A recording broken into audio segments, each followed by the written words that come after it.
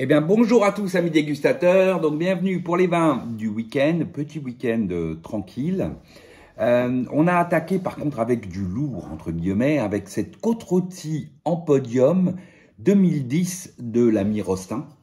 Alors, à l'ouverture, c'est très expressif, mais un peu brouillon. Donc, il faut le laisser s'aérer.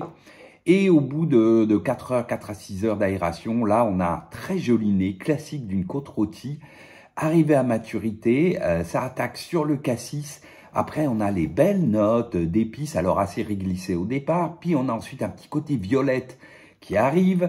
Une petite pointe un peu ronde sous bois, voilà, qui allège un peu, qui donne un peu de fraîcheur. Sur un fond viande fumée, viande rôtie et qui va évoluer cuir. C'est très élégant, c'est très joli et c'est à maturité. Voilà. Ensuite, une belle bouche charpentée, j'ai envie de dire, fraîche, tonique, puissante même, surtout particulièrement pour un podium. Voilà, presque ça envoie, j'allais dire. Sur le cassis, toujours ces notes, violette, violette, le côté réglissé, la petite pointe ronce, le fond cuir, fumé, viande rôtie, voilà, très appétant, belle finale, fraîche, puissante, ça envoie, et donc très beau vin, très belle côte rôtie. Et pour la première fois, je me suis dit, ah ouais, quand même, ce millésime 2010, c'est quand même quelque chose, c'est bien le grand millésime annoncé. Parce que jusque-là, en Bourgogne, même dans le Bordelais, on se dit, ah ouais, il y a quelque chose. Mais j'avais pas été surpris, voilà. Et là, pour la première fois, je me suis dit, ouais, 2010, c'est quand même ce grand millésime qu'on annonce. Et en tout cas, là, sur cette en podium, elle est arrivée à maturité. Alors du coup, j'ai été relire d'ailleurs, mais parce que c'est pas la première fois que je la bois. Et effectivement, jusque-là, à chaque fois, je m'étais, oui, on sent qu'il y a quelque chose, mais c'est fermé, ça pas épanoui, etc. Bon, bah voilà, ça y est, 15 ans, presque. Et là, ça y est, on commence à avoir, en tout cas sur cette côte rôtie, le potentiel de ce millésime dont on dit être un très grand millésime un peu partout en France.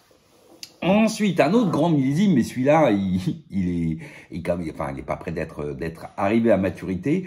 Là, c'est sur un Gigondas de Chapoutier Les Jocas 2020, donc millésime 2020. Alors oui, comme je l'ai dit, bah oui, on sent que le vin, même s'il goûte, parce que c'est 2020, goûte très bien, qu'il y a encore beaucoup de potentiel à attendre. Sur cette Jocas qui a un nez de fruits rouges, de coulis de fruits rouges, de fraises, de groseilles, très appétant. Ensuite, des notes, alors, entre floral et épices, et puis garrigue. Alors, le côté floral, on est plutôt sur la violette. Les épices, on est plutôt sur la réglisse. Et le côté garrigue, qui même évolue presque tabac fumé.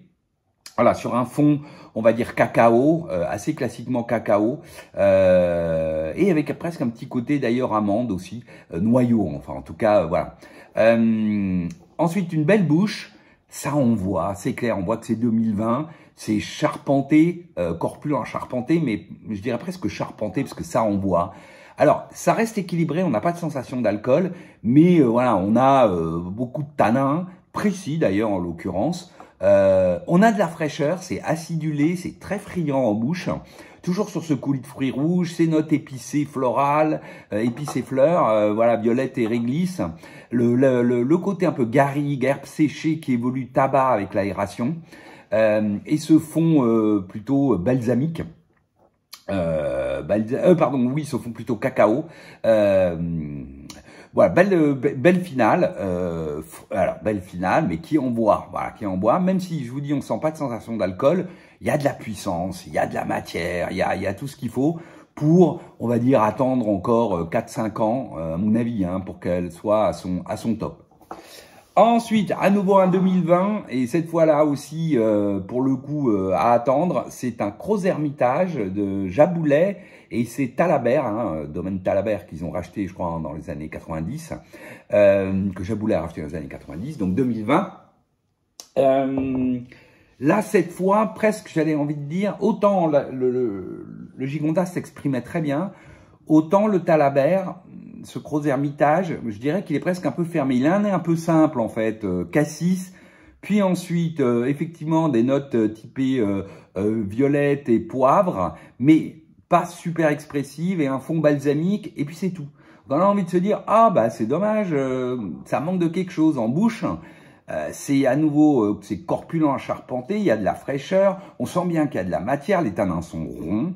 Il y a de la puissance sur la finale, en tout cas c'est tonique, c'est dynamique, mais on se dit, ah, aromatiquement ça manque d'un petit quelque chose. Alors, est-ce que c'est le vin? Est-ce que c'est parce que ça s'est refermé? Je sais pas, moi je dirais plus que c'est parce que c'est un peu refermé, je pense qu'il faut là vraiment les attendre pour le coup. Pareil, à peu près, allez, on va dire 5 ans minimum, pour que ce Talabert s'exprime au mieux. Et puis pour finir, on a bu, alors cette fois, un très beau vin, d'un très grand millésime. À nouveau, si on dit que 2010, c'était un grand millésime un peu partout, bah moi, j'en pense pas, enfin, c'est pas le même genre de millésime, mais 2019, c'est un sacré millésime. J'en veux pour preuve ce Volnay, vieille vigne, de l'ami Jean-Pierre. Ce doit être la 4e que je bois, et à chaque fois, c'est absolument magnifique. Oui, c'est très beau, quoi. Très beau nez, profond, friand, expressif, alors là on est sur la cerise, puis ensuite on est un petit peu plus framboise, on a des belles notes florales typées aubépine, typées, ouais, pas pivoine, vraiment aubépine, la petite pointe ronce sous bois du pinot, la fraîche, élégante, sur un fond, j'allais dire presque tellurique, quelque chose qui a quelque chose avec le sol, avec la roche, et un côté amande, noyau d'amande. Voilà, c'est plein, c'est très élégant, et on va retrouver tout ça en bouche, avec une bouche corpulente, voire charpentée pour un Volnay. Voilà, il y a des épaules, il y a de la matière, c'est dense, mais elle est ultra précise. Tanin soyeux, parfait, il y a de la fraîcheur, c'est à la fois, il y a du volume, c'est ample, il y a de la profondeur, on sent que le vin raconte quelque chose sur le fond. Voilà, il y a une présence en bouche qui est vraiment impressionnante, tout ça dans quelque chose de très droit, avec une colonne vertébrale voilà, marquée, mais extrêmement plaisante, belle finale, fraîche, tonique, longue persistance, toujours sur ce côté cerise, fruits rouges, framboise, les notes aubépine, les notes florales, la typée plutôt aubépine, la pointe ronce sous bois, ce fond noyau d'amande, roche, voilà, sol, tellurique, quoi. Ouais, super vin que ce Volnay vieille vigne de Jean-Pierre, bravo. C'est la 4e que je bois, c'est la 4e à qui je mets une très belle note, parce que c'est vraiment un vin excellent.